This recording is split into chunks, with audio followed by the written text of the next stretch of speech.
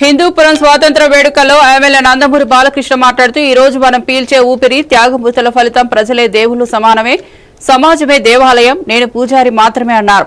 ఎన్టీఆర్ అభివృద్ధి చేసిన హిందూపురాన్ని మరింత ముందుకు తీసుకెళ్లేందుకు కృషి చేస్తారని, త్వరలో పరిశ్రమలు ఏర్పడి యువతకు ఉద్యోగ అవకాశాలు కలుగుతాయని తెలిపారు. ఢిల్లీ వెళ్లి మంత్రులతో అభివృద్ధిపై చర్చించారని, హిందూపురం అభివృద్ధి రేఖలు త్వరలో మారనున్నాయని వెల్లడించారు.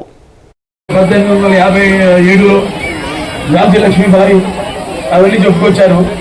నేను కొంచెం ముందుగా వెనక్కి వెళ్తాను, ఎందుకంటే టైం విషయం ఆదిత్య శిక్షణలో పనిచేసి వెళ్ళొచ్చిన వాడిని.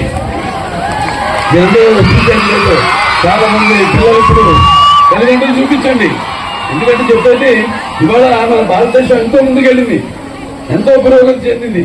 ఇవాళ మనం అంతరిక్షంలోకి ఇస్రో ద్వారా మనం ఆస్ట్రోనాట్స్ పంపగలుగుతున్నాం అంటే ఇక్కడే కాదు, ప్రపంచంలో ఎక్కడ చూసినా మన భారతీయుల యొక్క ప్రతిభ భాగవాలు ఏ రంగంలో కూడా ఆ రంగంలో అగ్రస్థానం నుండి ఆ దేశ రాజకీయ లేకపోతే ఆర్థిక సామాజిక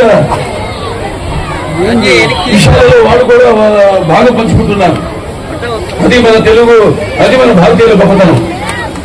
సరే, ఇక హిందూపురిని సవర్ణాక్షరాలతో చరిత్ర లిఖించబడేలా చేసిన మహానుభావుడు కల్లూరి సుబ్బారావు గారు.